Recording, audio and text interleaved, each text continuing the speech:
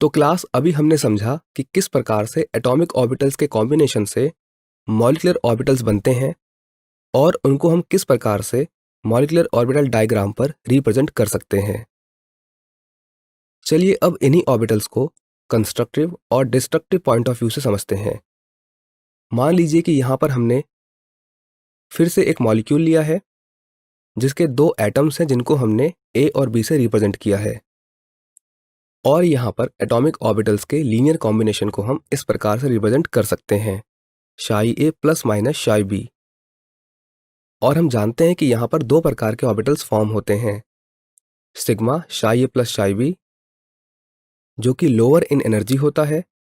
और इसको हम बोलते हैं कंस्ट्रक्टिव इंटरफेरेंस, जबकि दूसरा है सिग्मा स्टार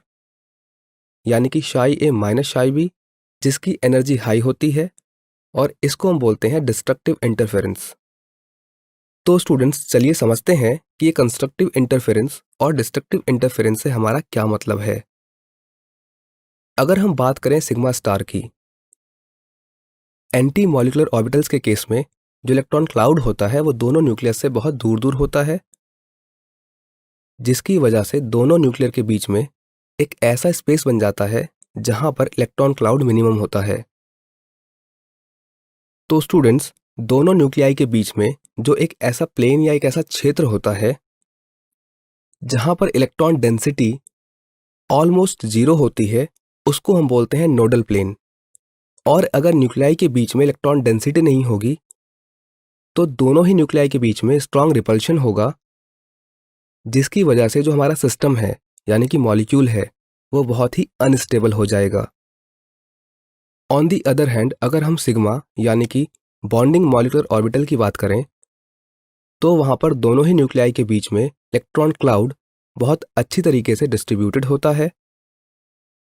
जिसको हम कुछ इस प्रकार से शो कर सकते हैं। और अगर दोनों न्यूक्लियाई के बीच में इलेक्ट्रॉन क्लाउड वेल डिस्ट्रीब्यूटेड है तो इस सिस्टम में रिपल्शन मिनिमम होगा, जिसकी वजह से ये सिस्टम स्टेबलाइज हो जाएगा और इससे मॉलिक्यूल स्टेबल होगा, क्योंकि सिस्टम की जो एनर्जी है वो मिनिमम होगी।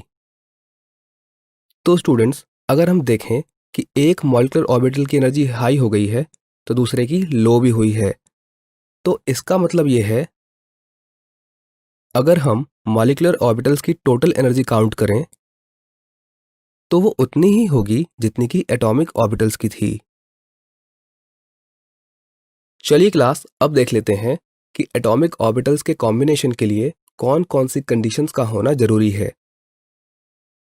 पहली कंडीशन ये कहती है कि जो कंबाइन होने वाले एटॉमिक ऑर्बिटल्स हैं उनकी एनर्जी नियरली सेम होनी चाहिए। एग्जाम्पल के लिए अगर हम 1s ऑर्बिटल लें तो हम जानते हैं कि इनकी एनर्जी सेम होती है,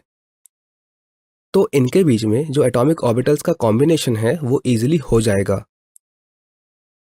बट अगर हम 1s और 2s ऑर्बिटल्स लें तो हम जानते हैं कि जो 2s ऑर्बिटल है उसकी एनर्जी का लेवल 1s की एनर्जी से ज़्यादा होता है, और इसीलिए इनके बीच में एटॉमिक ऑर्बिटल्स का कॉम्बिनेशन नहीं होगा। सेकेंड कंडीशन ये कहती है कि मान लो कि दो एटॉमिक ऑर्बिटल्स की एनर्जी लेवल सेम है, बट अगर उनका मॉलिक्यूलर एक्सिस के अराउंड सिमेट्री सेम नहीं है तो भी एटॉमिक ऑर्बिटल्स का कॉम्बिनेशन नहीं होगा। स्टूडेंट्स यहाँ पर एक बात इंपॉर्टेंट है कि बाई कन्वेंशन हम जेड एक्सिस को मॉलिक्यूलर एक्सिस मानकर चलते हैं। एग्जाम्पल के लिए यहाँ पर आप देख सकते हैं कि हमने दो pz ऑर्बिटल्स लिए हैं, और अगर हम ये कहते हैं कि इन दोनों ही ऑर्बिटल्स का एनर्जी लेवल भी सेम है, और क्योंकि ये दोनों ही ऑर्बिटल्स जो हैं इनका जो मॉलिक्यूलर एक्सिस है वो जेड है यानी कि सिमेट्री भी सेम है, तो इसीलिए यहाँ पर जो है एटॉमिक ऑर्बिटल्स का कॉम्बिनेशन ईजिली हो जाएगा। बट अगर हम ये सेकंड केस देखें और हम ये मान लें कि यहाँ पर जो हमने pz और px ऑर्बिटल्स शो किए हैं इनका एनर्जी लेवल सेम है, लेकिन क्योंकि यहाँ पर इन दोनों की सिमेट्री सेम नहीं है, एक का मॉलिक्यूलर एक्सिस z है तो दूसरे का x, तो इसीलिए यहाँ पर एटॉमिक ऑर्बिटल्स का कॉम्बिनेशन नहीं होगा। थर्ड कंडीशन ये है कि जो एटॉमिक ऑर्बिटल्स कंबाइन हो रहे हैं उनका जो ओवरलैप है वो मैक्सिमम एक्सटेंट तक होना चाहिए, यानी कि ओवरलैपिंग बहुत अच्छे से होनी चाहिए। अगर ओवरलैपिंग बहुत अच्छे से होगी तो जो इलेक्ट्रॉन्स का डिस्ट्रीब्यूशन है वो भी बहुत अच्छे से होगा, जिसकी वजह से स्टेबल मॉलिक्यूल्स फॉर्म होंगे।